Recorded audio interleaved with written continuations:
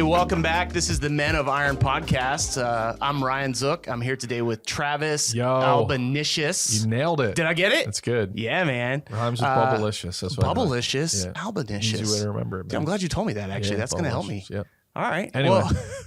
Well, the series we're working through, we're talking about going from failing in your 5Fs to functioning in your 5Fs. Right. Dude, tell us what the 5Fs even are. The 5Fs. So, Men of Iron, we believe that the 5Fs encapsulate the wholeness of a man, or at least most of what it means to, or responsibilities that we as men have. So faith, family, friends, fitness, and finances are the 5Fs.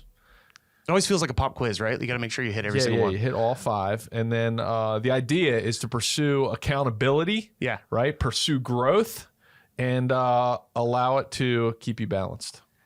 Basically, that's how I would say that's how we go about changing a culture one man at a time. That's like how we do it. If you thrive in these 5Fs, it's not easy. It takes time, takes a little bit of work. It's not easy. But if you find a way to thrive in those 5Fs, you will be who God has called you to be. You'll know God. You'll know your purpose. And it really puts you in the best possible scenario you can be in. Right. But it's not easy. It's not easy. Which is why we're talking about failing in the 5Fs. Failing in the 5Fs. Yeah. And you know, even when failing, how do you bring yourself from failing to working yourself back to being balanced? Yeah. Because that's the hardest part. Yeah. Yeah. So last week we took some time talking about faith. Faith is super important. I think you'll find faith is like involved in every single one of these Fs. Like as we're talking through our stories and stuff. Basically, Travis, why don't you talk to us about family? Like when has been a time when you failed in your family? That feels huge. Yeah. Like I don't know. Should I soften that blow a little bit? Every day I yell at my kids, you know. But nah, man, failing in our family, I think the biggest thing is like thinking about it is, okay, I identify the roles that I play in my family, right? So, okay, I'm a husband, I am a father, I am a son. I could go on, right? I'm a grandson, I'm a nephew, I'm all these different things. And like one of the things I wrestle with is it's almost overwhelming. How do I do all those things well? And then, you know, I was actually encouraged the other day. I don't even know why. I was looking at something, but I think I was reading scripture. No, I was reading a book about men's ministry. Get that, right? And the power of knowing what to focus on as a man when it comes to family, because it's one of the things that I've struggled with. Is there's too many roles. And so it's just interesting. When I focus on being a good husband, I naturally feel, and this is ridiculous, but I naturally feel like I don't spend enough time with my kids. Yeah. Right. When I take my wife away on a date, then I'm like, oh no, like I lost time with my kids. And then the opposite is true. When I spend time with my kids, right, or try to focus on them, then I feel like my marriage is like not where it should be, you know? And then when I focus too much on like right around the holidays, right, here we are, you know, coming out of the Thanksgiving, Christmas, New Year's, it's like, well, you know, when I think about how do I honor my parents, then I'm like, well, I'm not spending enough quality time with my wife and my kids. Yeah. You know? And so talk about like balance and feeling constantly out of balance. It's difficult. So all that to say, it's a real struggle all the time. And you asked me like, when's the time when I specifically failed, you know, when it comes to family. And when I think about that, I mean, you know, I've told the story before, but it comes back to like when I was young, when I was, you know, 23 years old, graduated from college, you know, started getting the financial services business and was all excited about making lots of money, you know, and I was paying attention to the F, which is finances, but neglecting the other F, you know, which would be family. And again, it's like, how do you not, if you focus too much on one, you get out of balance in the other. Mm-hmm. It's difficult, you know? So that's what I was doing is I was focusing so much on my career success that I was neglecting, you know, the equally or more important F of family. Yeah. And it almost cost me my marriage, you know, but by the grace of God, like you shared last week, there were some traumatic circumstances that took place that, you know, I could complain about and think, man, that sucked that we had to go through that. Yeah. But I always say by God's grace, those dramatic circumstances entered into my and my wife's life to bring us closer together, to get us rebalanced. So yeah, man. How would you say you saw that happen? Like, how do you know that God like broke through and was like, hey, Travis, that's enough, man? How did I know that happened was, gosh, first of all, you sense it, Yeah. you know, and I think that's the Holy Spirit telling us, Yeah. you know, like, man, you know, how do I spend more time and more attention doing that or paying, you know, on that specific F. Yeah. But your marriage starts to turn into a disaster. You know, you start to be intentional. Like I remember just thinking about like how much time I was spending away. Right. And I started to count the time. Yeah. Right. And how often do I date my wife? How Yeah. often am I spending time with her? And it was clear that it wasn't enough. And there was constant tension. You know, we weren't having any fun together. Yeah. It was all about, you know, business and how do we succeed in this as opposed to how do we let our marriage thrive, you know?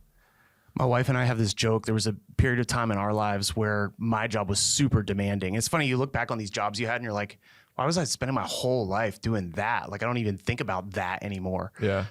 But the thing that we would do is like Monday would come and I'd be like, all right, see you, babe. I'll see you Friday night. Maybe we can do something cool. Right. And we were just cool with it. Like we just rolled with it. Yeah. Until it was like, oh, I think this is destroying our family. Yeah. And so now like that'll actually be something we'll call out in each other. Like, hey, is it starting to feel like when we would just say, see you Friday? And like, we just had a conversation like that a couple weeks ago. She's like, yeah, like we need to figure this out. We need to solve this. Yeah. Yeah. And it's the wholeness of being a Christian man. It's like if we are married, Yeah. okay, specifically like, yo, if we are married, we need to get this right. You know, what's the divorce rate in this country?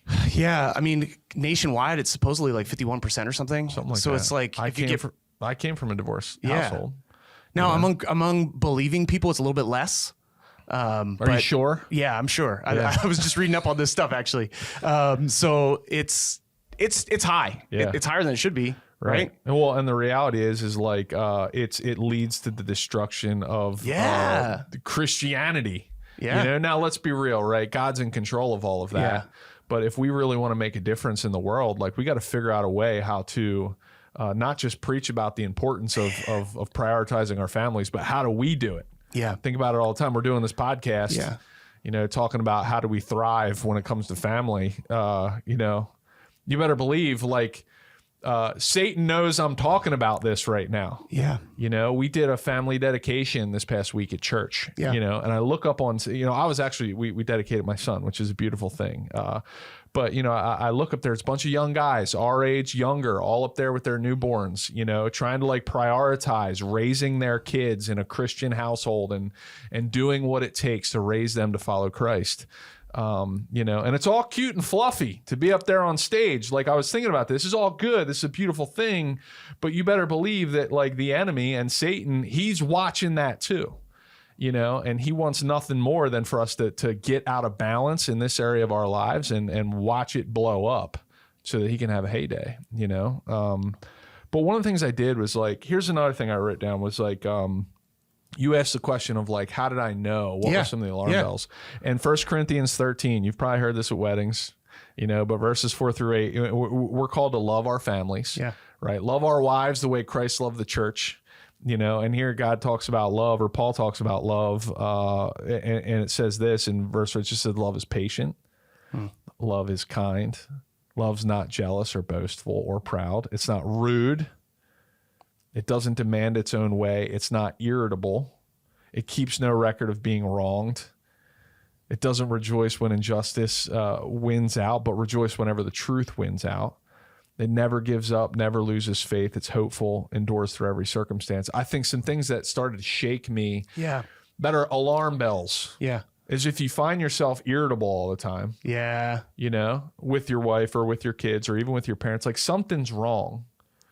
Even like if you find yourself like jealous is one here, you know, jealousy can creep into a marriage and it's dangerous. And if you find yourself like, you know, your wife's on her phone or whatever that looks like, and you find yourself like just wondering, you know, or there's some type of weird jealousy, like that should be an alarm bell. I truly think something's off with me, or like, you know, we haven't been having enough conversation for me to trust her.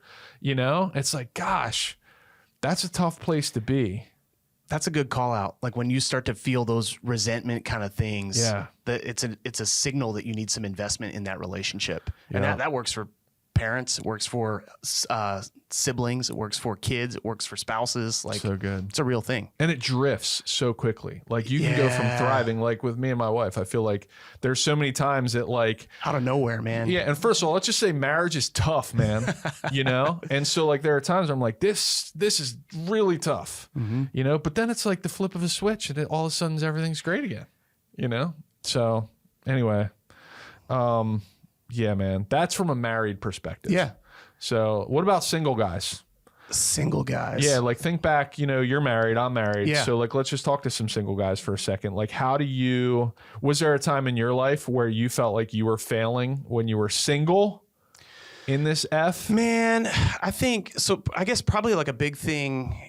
That's a good question. You're setting me up, man. I didn't have time to think through this one. I'm on the spot. Yeah. I moved to Florida right after high school, and I lived in Florida for like 3 years. Yeah. And I noticed that obviously my family relationships were harder. So as a single guy, my sister was important to me. My parents were important to me. That was kind of like the focus, you know, like obviously you have cousins and aunts and uncles and stuff, but the kind of the core was like my immediate family. Yeah. And obviously that was strained.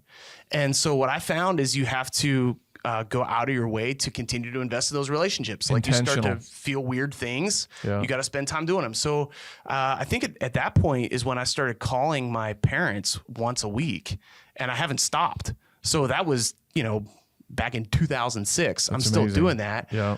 And my relationship with my parents is thriving, I think, because of that. We still have goofy stuff, but it's been really valuable. So I think if you're a single guy, like, I know there's times, particularly with parents, man, like when I was in my early 20s, I really had periods of resenting my parents because it seemed like, I'm supposed to get away from this stuff. I'm supposed to be on my own. That was very difficult for me to be honoring of my parents, which, when the law commands that we honor our parents, like that's Moses says that, and then Jesus says it again. That doesn't end at 18. Like there's no cap on when you honor your parents. It goes on forever. And the word says that comes with a blessing, a promise. Amen. And so I think it's important to invest in that. Don't resent your parents, honor your parents.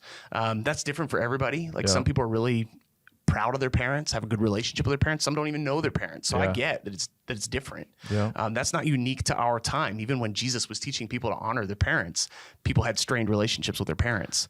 And so it's important to figure out how to invest in those relationships. If you're a sibling, it's important to invest in that relationship. Like, how can you be dependable? How can you be accountable? How can you call your siblings up while they call you up? And that's tough. It does not naturally happen. But you hit on it. It's intentionality.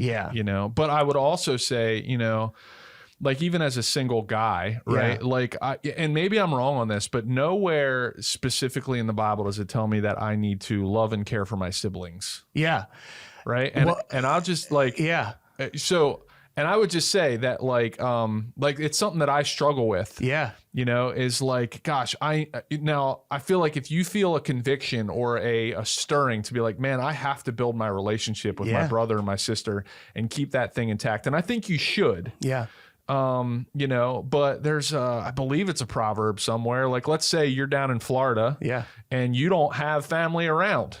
But there are brothers and sisters around you in Christ that you could be making sure that you're building a relationship and 100%, right? Because it's like better is a friend close by than family far away. You know, so there's like, I don't know. There's just like a balance. I can add to that thought. Like Jesus during his ministry. Oh, this is good. His mom and his brothers are trying to get his attention because they're kind of embarrassed by him. Like Jesus is going around like saying crazy things. And his mom and his brothers and his sisters are like, hey, come back to the house. We need to talk to you for a second. And Jesus is like, man, like, they're not my mother. They're not my brothers. They're not my sisters. The people who are my brothers and sisters are the ones who do the will of my Father. And so, like you have actual siblings. I think you should actually care for your actual siblings. But Jesus actually expands what it means to have a brother and a sister, to say anyone that is doing the will of my Father is your brother and your sister.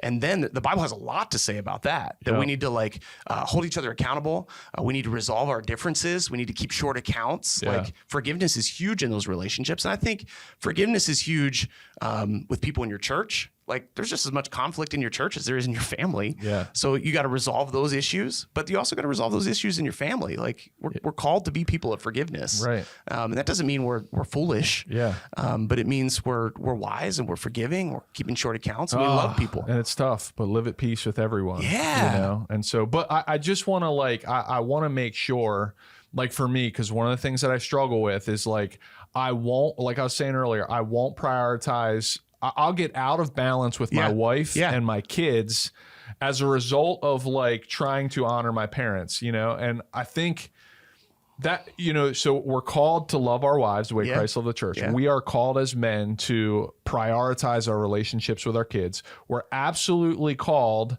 to honor our parents. Mm-hmm. But I would just encourage guys listening, like if you don't get that right, then don't go other places, right? Like, oh, I got to fix this relationship with my sister. Like, you know, we have these main building blocks or priorities that God gives us, you know, and then outside of that, we have to get those things right first, you know, before even a grandson. Yep. I think about, oh, my grandparents are getting old and I feel this guilt, you know, that I want to spend as much time as I should. And I should, but the best gift I can give to my grandparents is to be a great husband and a great father and honor my parents. I'm thinking of the target that we use in a man's game plan. So if you haven't seen a man's game plan, I think it's on the website. You can find it, but it's a great resource. Yep. In the family section of a man's game plan, we talk about a target. Yep. And if you imagine the target, like the ring at the center is the ring you're trying to hit. It's the smallest one. And then you go out to bigger rings as you go out. Yeah. So the smallest ring is your faith. Like you want to know Jesus. You want to do what he says. You want to follow his commandments. You want to love him with all your heart, mind, soul, and strength. Yep. The second ring, if you're married, is your wife. And so you want to invest in that relationship. You want to love her like Christ loves the church. The next ring is your kids. Yep. You want to bring them up. You want to disciple them well. And then outside of those rings is like your parents, your siblings, your, you know, whatever, your cousins, your, like the rings just get bigger and bigger and bigger. Yep. So if you focus on those inner circles, and I encourage you, like if you're struggling in those areas, like look at that target, draw that target for yourself, like who's in each circle. Yeah. And I think that helps with that tension of like, man, I can't invest in every single relationship. Yeah. But much like we talked about when we opened, like faith is involved in everything. So get your faith right. Have a strong foundation on what Jesus says, and then work on those circles as you move out. Yeah. And I mean, okay, how do you go from failing to functioning, right? Or from failing to balanced? And I think it's you got to fight for it. Oh, yeah. You have to pay attention. You have to be intentional, is some of the things that you shared. I think for me, it's having a good mentor. Yeah. Right. That when I feel out of balance, I can talk to him about how to readjust what my priorities are. Yeah. You know, so it's a difficult one, but it's one that we are called to be balanced in. Yeah. And again, you know, as we progress through the 5 F's, you know, we're just going to keep adding to the list. Next week, we're talking about what? We've talked about faith, family. Next week is friends. Friends. Gosh, how do I fit them in? You know, where do they fit on the target? Yeah, I don't know. Good question. That's what we'll talk about. So thanks for joining us. Right. Yeah. See you next week. We'll be back. All right. See ya. Hey, thanks for listening to our Men of Iron podcast. If you enjoyed that episode, make sure you go to menofiron.org, or you can hit the subscribe button. You can ring the notification bell. That way you don't miss out on any future episodes. But again, thanks for checking out Men of Iron.